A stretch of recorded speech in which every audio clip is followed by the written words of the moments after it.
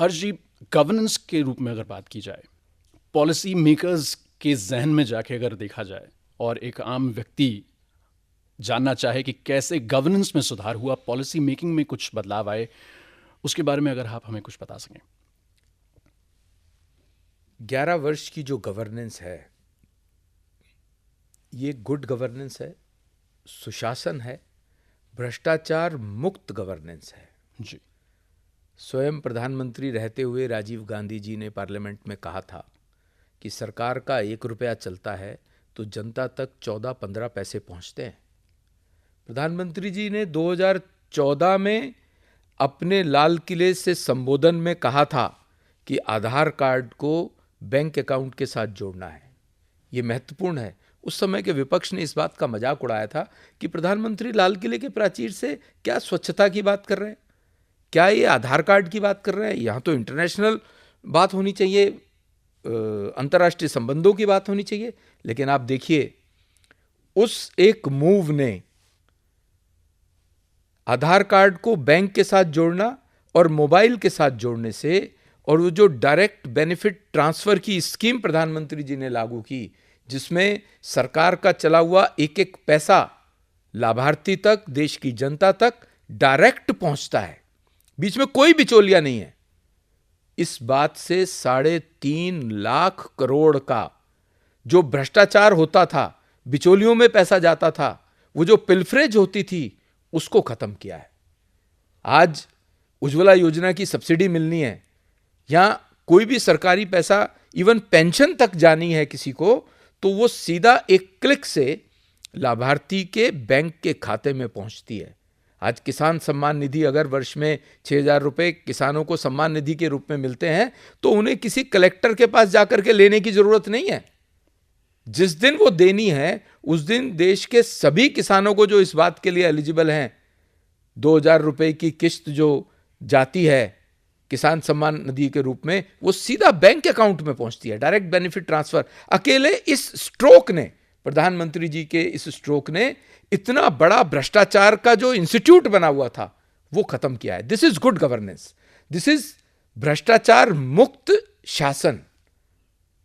और अगर मैं भयमुक्त शासन की बात करूं, तो ये वो देश है, ये बदला हुआ देश है प्रधानमंत्री नरेंद्र मोदी जी के नेतृत्व में, जिसमें मुंबई में आतंकवादी आकर के इनोसेंट 200 लोगों को, 200 से ज्यादा लोगों को मार के चले जाते हैं कराची से आने के बाद।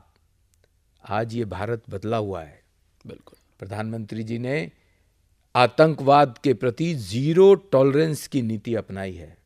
2014 में उरी की घटना, पुलवामा की घटना, उसके बाद अब ऑपरेशन सिंदूर, पहलगाम की घटना, इसमें पूरे विश्व को भी ये बताया कि भारत आज बदला हुआ है और आतंकवाद के प्रति हमारी नीति जीरो टॉलरेंस की है।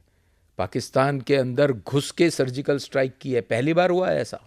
आज सेना को पूरे अधिकार दिए हैं प्रधानमंत्री जी ने, चाहे वो सर्जिकल स्ट्राइक की हो, चाहे वो एयर स्ट्राइक की हो, या इस बार ऑपरेशन सिंदूर के माध्यम से पाकिस्तान को ये बताया, पूरे विश्व को ये बताया कि भारत अब किसी से डरने वाला नहीं है। भारत छेड़ता नहीं है, पर अगर कोई छेड़ेगा तो उसको भारत छोड़ेगा नहीं।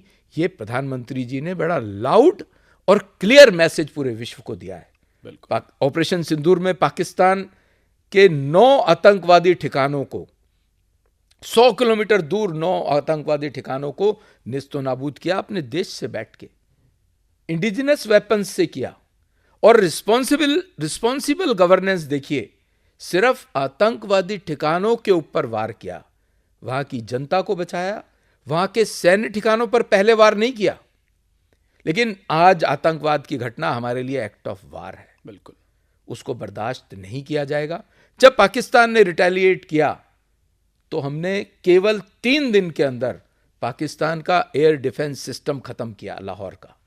उसके अलावा उन्होंने ड्रोन अटैक किया, मिसाइल अटैक किया, सब हमने रोके।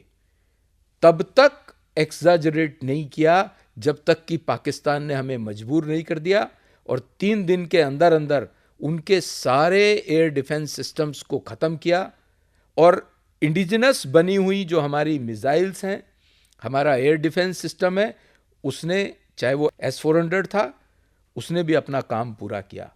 और 3 दिन के बाद अगर सीज फायर किया तो केवल इस बात के लिए कि भारत मूलतः शांति प्रिय देश है, हमें पाकिस्तान की जनता से कोई लेना देना नहीं। लेकिन अगर सेना वहां की रिटेलिएट करेगी वहां के शासकों के कारण से, तो उसका भरपूर जवाब दिया जाएगा। आज ईंट का जवाब पत्थर से नहीं देते हैं हम, गोली का जवाब गोले से देना जानते हैं, जो इस बार प्रधानमंत्री जी ने ये करके दिखाया है। अब हम इस बात से डरने वाले नहीं है कि पाकिस्तान परमाणु शक्ति है, हमारे पास हर बात का जवाब है। बिल्कुल।